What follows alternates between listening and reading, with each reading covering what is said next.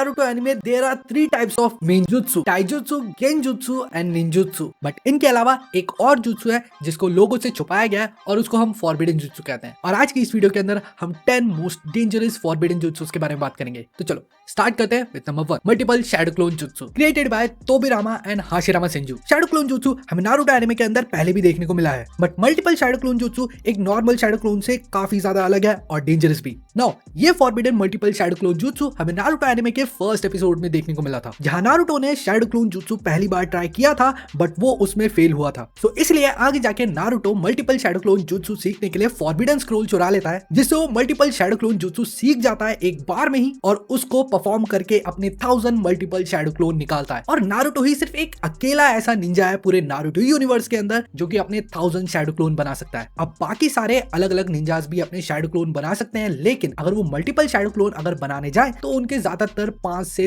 10 shadow clone होंगे। But वहीं अगर नारुतो के कंपेयर किए जाए तो नारुतो के लेवल के शैडो क्लोन कोई भी नहीं बना सकता। हाँ, मल्टीपल शैडो क्लोन जुत्सु है तो ये काफी ज्यादा जबरदस्त, बट ये उसी के साथ साथ डेंजरस भी है, क्योंकि यूजर अपना चाकरा यूज करते हुए अपने मल्टीपल शैडो बनाने के चक्कर में अपने आप को डिस्ट्रॉय भी कर सकता है, जिससे उसका चाकरा पूरी बॉडी से खत्म हो जाएगा और वो आगे जाके डेड हो सकता है। तो इसलिए मल्टीपल शैडो क्लोन जुत्सु को आगे फॉरबिडन कर दिया गया था। अब बढ़ते हैं अपने सेकंड नंबर की तरफ। Now number second is Edo Tensei, also known as reanimation jutsu, created by Tobirama Senju. Edo Tensei यानी कि रीएनिमेशन जुत्सु हमें सबसे पहले नारुतो एनिमे के अंदर देखने को मिला था हारुजुन सारुतोबी के जरिए, जहां पे हारुजुन सारुतोबी ने रीएनिमेशन जुत्सु को यूज किया था। नाउ अब ये एडो टेंसेई फॉरबिडन क्यों है? देखो, एडो टेंसेई एक ऐसा रीएनिमेशन जुत्सु है जहां पे इसका यूजर किसी भी डेड पर्सन को बैक टू लाइफ लेके आ सकता है एक कंट्रोल फॉर्म के अंदर, जहां पे कोई भी डेड पर्सन होगा यूजर उसको वापस लेके आएगा और उसको कंट्रोल करने लग जाएगा, और जो पर्सन होगा वो उसी हिसाब से चलेगा। मतलब जितनी भी चीजें करेगा वो आगे जाके वो उस यूजर के हिसाब से करेगा। इसलिए एडो टेंसेई काफी ज्यादा डेंजरस भी है और काफी ज्यादा यूनिक भी है, क्योंकि इसको बहुत कम लोग यूज कर पाते हैं और जो यूज कर पाते हैं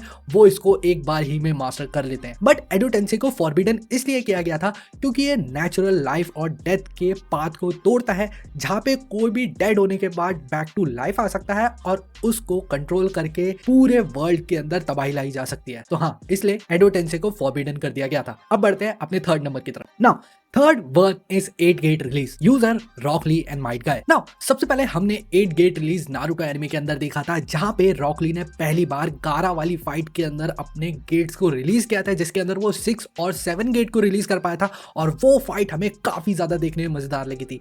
बट जो 8 गेट रिलीज है ये 7 और 6 गेट के रिलीज से भी काफी ज्यादा डेंजरस है और इसलिए इसको फॉरबिडन कर दिया गया था।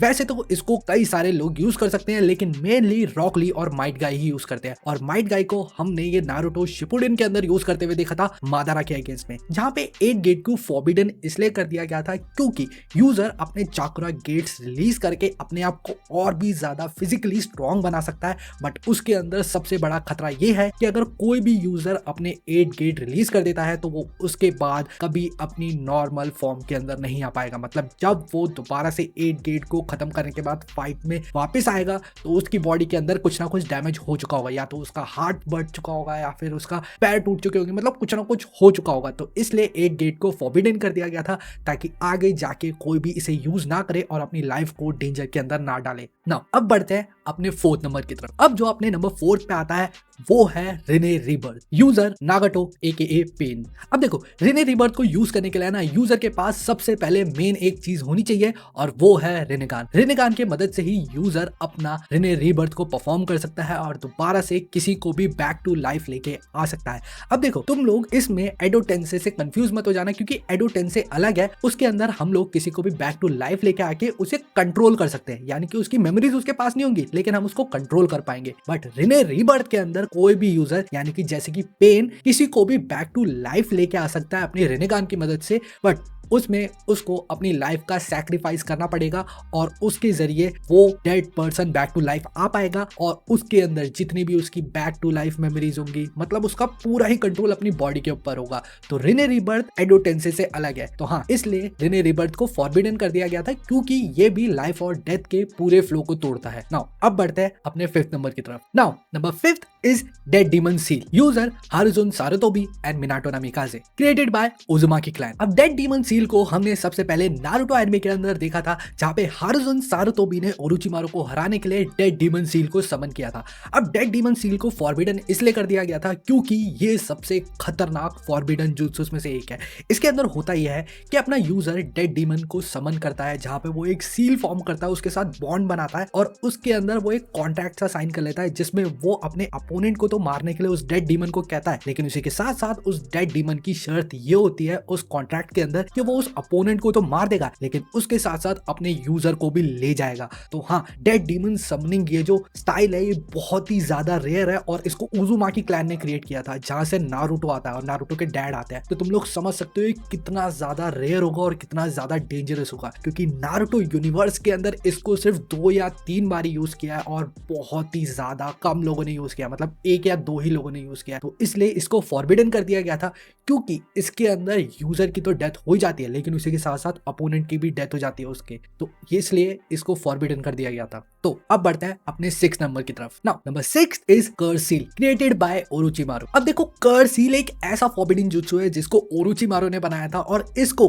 कई सारे लोग यूज कर सकते हैं, बट मैंने आज तक एनिमे के अंदर ऐसा सिंगल बंदा नहीं देखा जो ओरोचिमारू की कर्स सील को यूज करता हो। अब देखो, ये कर्स सील वाला फॉरबिडन जुत्सु क्यों है? कर्स सील से सबसे पहले एक चीज होती है, जहां पे जो अपना कर्स सील का यूजर होता है वो किसी भी अपने अपोनेंट के ऊपर कर्स सील मार्क कर सकता है और उसके चाकुरा को पूरी तरीके से ब्लॉक कर सकता है, यानी कि जो उसकी फुल बॉडी की पोटेंशियल पावर होगी वो उसको आगे बढ़ने नहीं दे सकता। और जो उसका अपोनेंट है, अगर वो जबरदस्ती अपने चाकुरा को फोर्स करके यूज करने की कोशिश करता है तो उसके अंदर वो एक डीमन के अंदर ट्रांसफॉर्म हो जाएगा, जो कि हमने नारुतो वर्सेस सास्के वाली फाइट के अंदर देखा था, जहां पे सास्के एक डीमन के अंदर कन्वर्ट हो गया था और वो ओरोचिमारू की कर्स सील की वजह से हुआ था। अब देखो, कर्स सील को हटाने के तरीके काफी सारे हैं, लेकिन इसमें से सबसे सही तरीका यही है कि ओरोचिमारू इस कर्स सील को खुद उस अपोनेंट के ऊपर से हटाए। और ओरोचिमारू इसको एक और तरीके से यूज करता है, जब भी उसकी पर्सनल बॉडी पूरी तरीके से खत्म हो जाती है, जो कि वो पूरी तरीके से यूज कर सकता है, वो खत्म होने के बाद वो अपने अपोनेंट के अंदर से अपने स्नेक्स निकाल के अपनी बॉडी को दोबारा से रीजनरेट कर लेता है। और इसलिए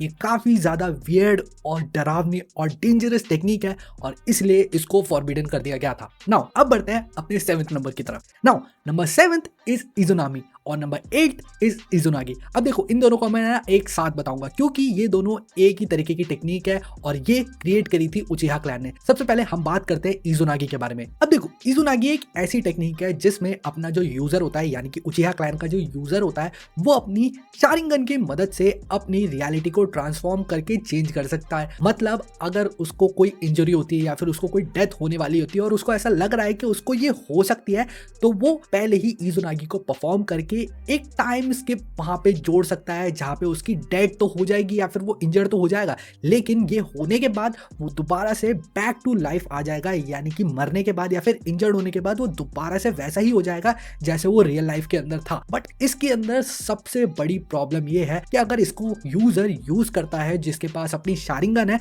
तो वो अपनी एक शारिंगन खो देगा राइट आई की। हाँ, अगर वो इसको यूज कर लेता है तो वो अपनी एक शारिंगन हमेशा के लिए खो देगा और उसके बाद उसके पास वो कभी नहीं आएगी। बट इसके अलावा नंबर 8 पे जो इजुनामी है वो ऐसी चीज है जो कि इजुनागी से काफी ज्यादा अलग है। देखो, इजुनागी में हम लोग इंजर्ड हो जाए या फिर डेड हो जाए तो हम लोग दोबारा से अपने आप को रिवाइव कर सकते हैं तो ठीक कर सकते हैं, बट उसके अंदर अपनी एक आंख चली जाएगी। लेकिन इजुनामी के अंदर हम लोग अपने अपोनेंट को, जिससे हम लोग फाइट कर रहे हो, उसको इजुनामी परफॉर्म करके, यानी कि अपना यूजर अपने अपोनेंट को एक टाइम लूप के अंदर फंसा सकता है और वो हमेशा के लिए उससे फाइट कर सकता है, चाहे जब तक वो लाइफ टाइम फाइट करना चाहे। बट इसके अंदर भी वही सबसे बड़ी प्रॉब्लम है कि अगर यूजर इसको एक बार यूज कर लेता है तो उसकी इजुनामी यूज करने की वजह से उसकी एक आई हमेशा के लिए चली जाएगी। मतलब जो आई हमने पहले देखी इजुनागी के अंदर वो तो जा ही चुकी है, लेकिन दूसरी भी हमेशा के लिए चली जाएगी। बट इसके अंदर भी सबसे बड़ा कैच ये है कि अगर यूजर एक बार इजुनागी परफॉर्म कर लेता है तो वो कभी इजुनामी परफॉर्म नहीं कर सकता, और अगर यूजर एक बार इजुनामी परफॉर्म कर लेता है तो वो कभी इजुनागी परफॉर्म नहीं कर सकता। मतलब अगर उचिहा क्लैन से कोई यूजर है तो वो इन दोनों टेक्निक में से सिर्फ एक ही अपनी लाइफ टाइम के अंदर यूज कर सकता है। तो इसलिए इन दोनों को फॉरबिडन कर दिया गया था, क्योंकि ये काफी ज्यादा वियर्ड और डेंजरस टेक्निक है। इसके अंदर यूजर अपनी आंखें तो खो ही देता है, लेकिन उसके साथ साथ अपनी लाइफ भी खो सकता है इसको परफॉर्म करते समय। तो हाँ, फॉरबिडन ये इसलिए हुई थी। अब बढ़ते हैं अपनी 9th नंबर की तरफ। नाउ अब अपनी 9th नंबर पे जो आता है वो है क्रिएशन रीबर्थ यूजर सुनाटे सेंजू। अब देखो, इसके अंदर ये हमें सबसे पहले नारुतो एनिमे के अंदर देखने को मिला था, जहां पे सुनाटे ने अपना क्रिएशन रीबर्थ यूज किया था। अब क्रिएशन रीबर्थ किस तरीके से काम करता है, हमने जो सुनाटे के सर पे एक डॉट सा देखा होगा ना, डायमंड सा डॉट सा देखा होगा, वो ही क्रिएशन रीबर्थ का सोर्स है, जहां पे ये चीज आगे जाके साकुरा भी परफॉर्म करती है। अब इसके अंदर यूजर करता क्या है, अपना चाकुरा पूरे ही साल एक तरीके से स्टोर करके अपने इस पॉइंट के अंदर रख लेता है, और वो जब तक अपने चाकुरा को स्टोर करना चाहे, अपनी एनर्जी को स्टोर करना चाहे, वो इसके अंदर पॉइंट करके उसे रख सकता है, और उसके वजह से जो यूजर है वो काफी ज्यादा स्ट्रांग हो जाता है। तो इसलिए अगर तुमने देखा होगा, जो ग्रैंडमा सुनाटे है और साकुरा भी है, वो अगर पंचेस भी मारते हैं तो उनके पंचेस भी एक हल्क के बराबर होते हैं, मतलब वो कोई भी चीज आसानी से तोड़ सकते हैं, क्योंकि उन लोगों ने अपने चाकुरा को अपने यहाँ पे एक पॉइंट के अंदर स्टोर कर रखा है, और इसी की वजह से वो लोग बहुत ज्यादा पावरफुल हो जाते हैं। बट इसके अंदर सबसे बड़ी प्रॉब्लम ये है कि यूजर इसके अंदर अगर मास्टर नहीं कर पाए तो वो अपने चाकुरा को वेस्ट भी कर सकता है, और उसके जरिए वो अपने आप को किल भी कर सकता है, क्योंकि इसके अंदर जो क्रिएशन ये रीबर्थ वाली बात है, इसमें यूजर एक टाइम पे इसको पूरी तरीके से रिलीज भी कर सकता है, जहां पे पूरी बॉडी के ऊपर उसके स्ट्राइप आ जाते हैं, जहां पे हमने सुनाटे को भी करते हुए देखा है ये,